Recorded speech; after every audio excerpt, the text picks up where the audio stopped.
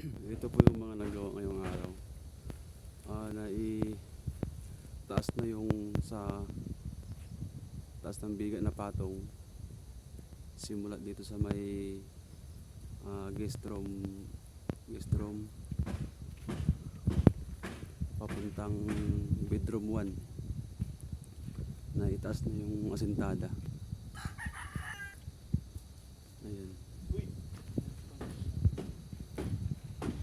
Saka yung dito fix ng buong mga forma bubuhusan ng gas yung sa may bedroom 1 hanggang